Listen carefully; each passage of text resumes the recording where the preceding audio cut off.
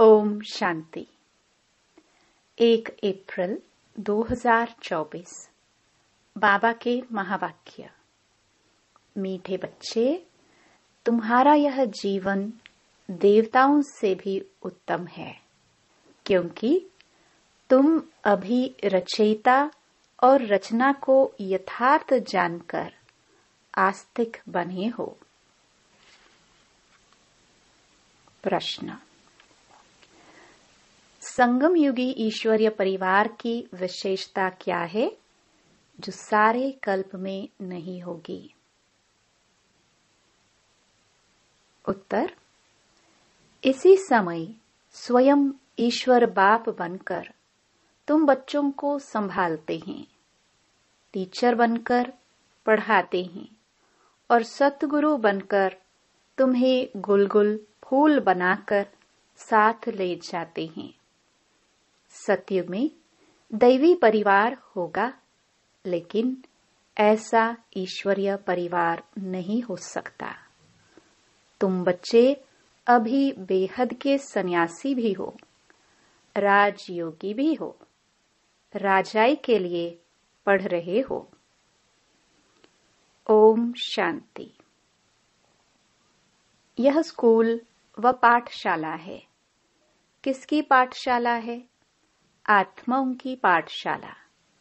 यह तो जरूर है, आत्मा शरीर बगैर कुछ सुन नहीं सकती। जब कहा जाता है आत्माओं की पाठशाला, तो समझना चाहिए आत्मा शरीर बगैर तो समझ नहीं सकती।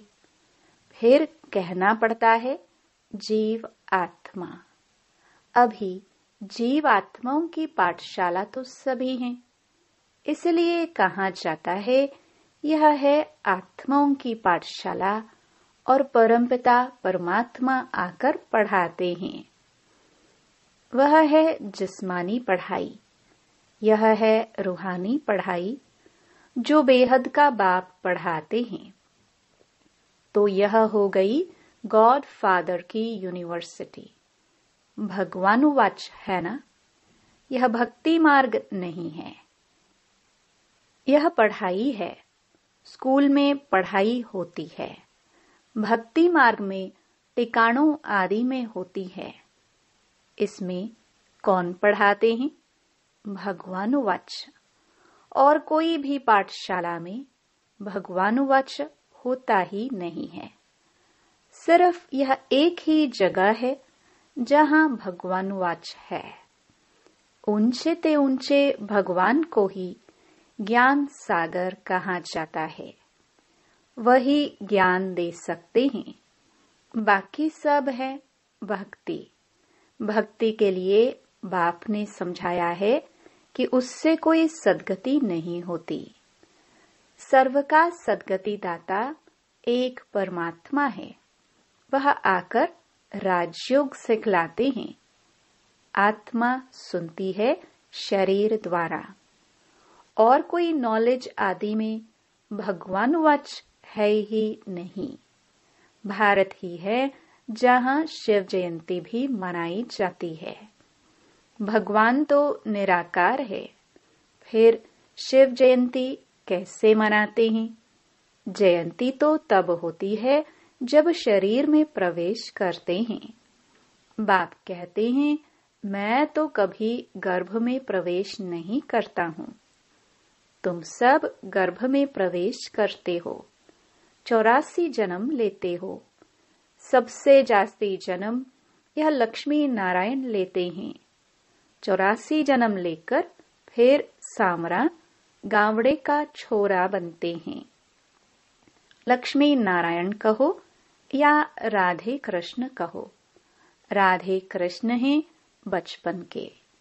वह जब जन्म लेते हैं तो स्वर्ग में लेते हैं, जिसको वैकुंठ भी कहा जाता है।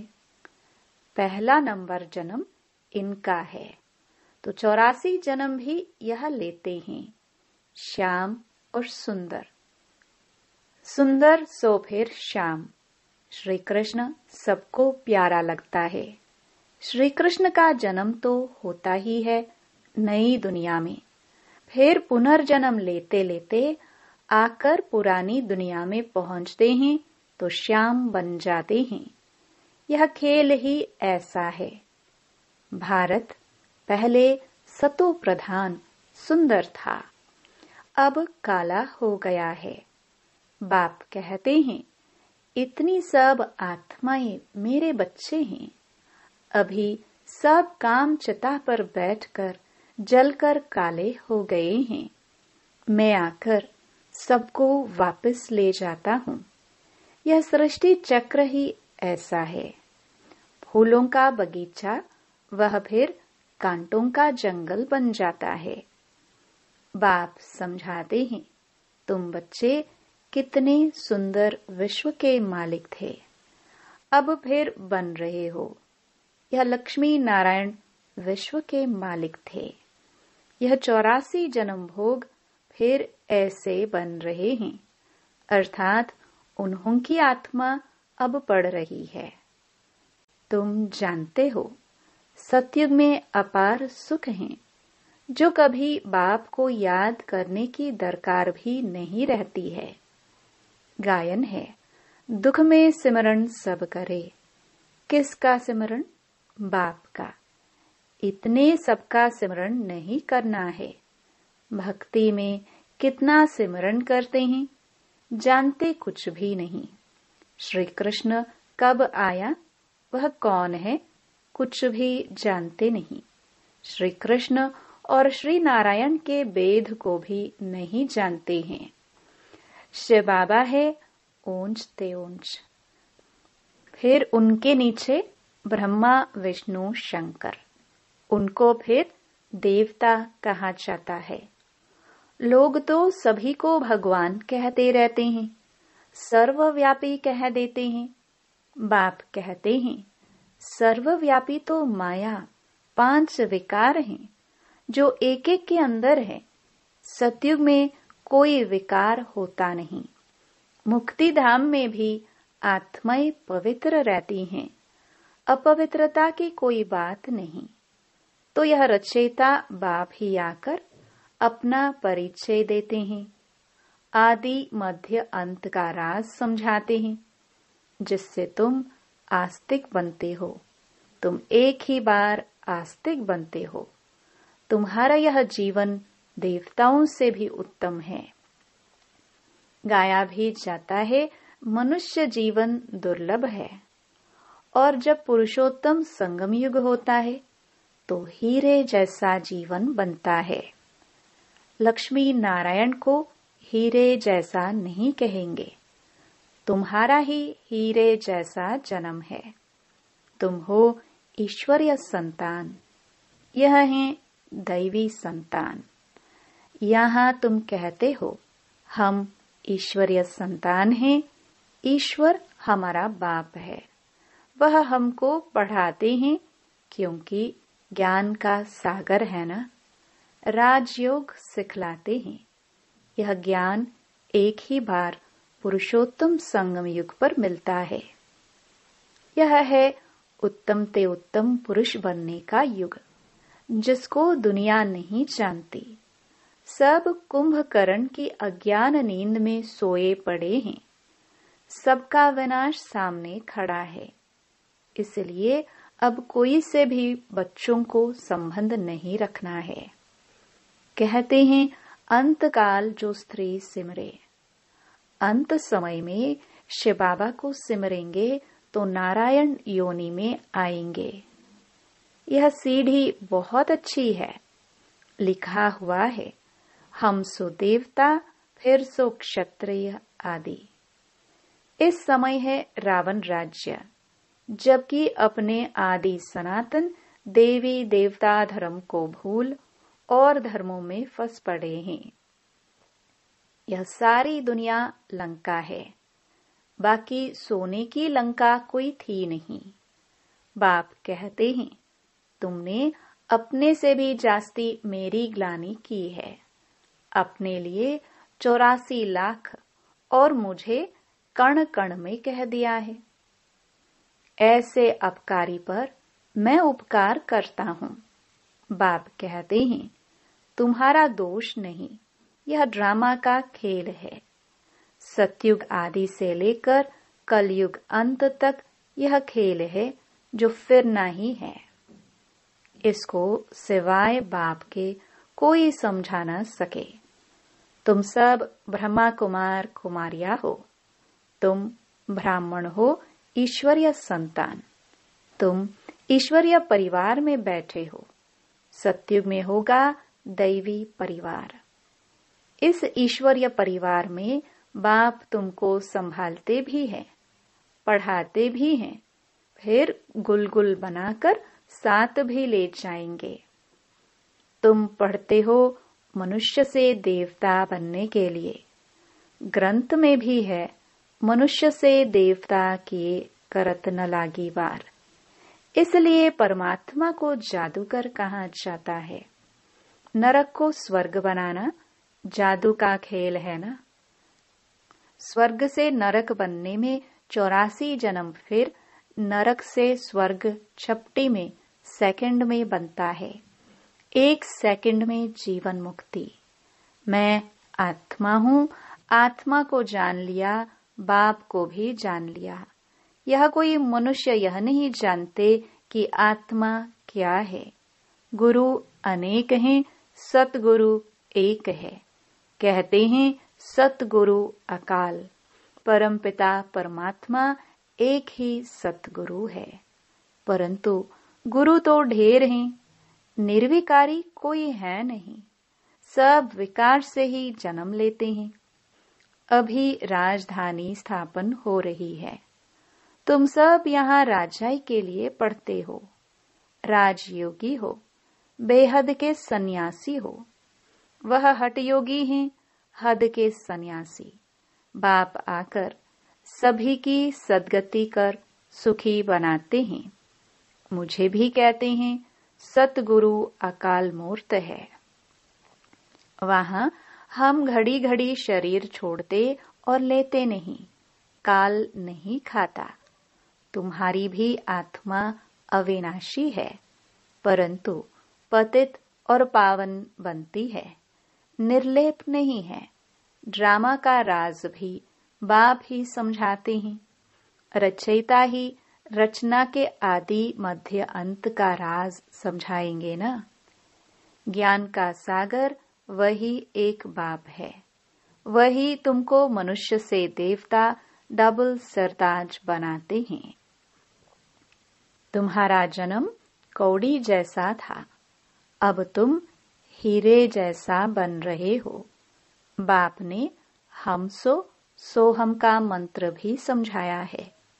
वह कह देते आत्मा सो परमात्मा, परमात्मा सो आत्मा, हम सो हम। बाप कहते हैं आत्मा सो परमात्मा कैसे बन सकती है।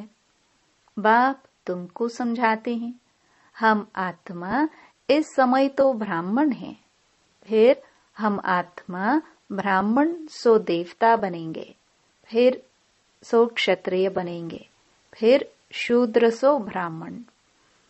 सबसे ऊंचा जन्म तुम्हारा है। यह है ईश्वरीय घर। तुम किसके पास बैठे हो? मात पिता के पास। सब भाई बहन हैं। बाप आत्माओं को शिक्षा देते हैं। तुम सब हमारे बच्चे हो, वर्षे के हकदार हो। इसलिए परमात्मा बाप से हर एक वर्षा ले सकते हैं। बूढ़े छोटे बड़े सबको हक है बाप से वर्षा लेने का। तो बच्चों को भी यही समझाओ। अपने को आत्मा समझो और बाप को याद करो तो पाप कट जाएंगे। भक्ति मार्ग वाले इन बातों को कुछ भी समझेंगे नहीं। अच्छा, मीठे मीठे सिखिलदे बच्चों प्रति माता पिता बाप दादा का याद प्यार और गुड मॉर्निंग। रूहानी बाप की रूहानी बच्चों को नमस्ते। रात्रि क्लास। बच्चे बाप को पहचानते भी हैं, समझते भी हैं कि बाप पढ़ा रहे हैं।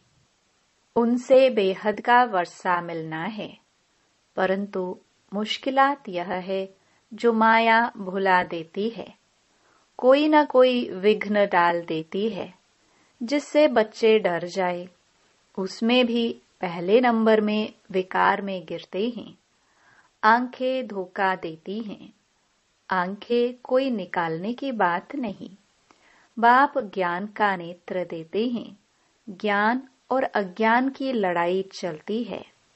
ज्ञान है बाप, अज्ञान है माया। इनकी लड़ाई बहुत तीखी है।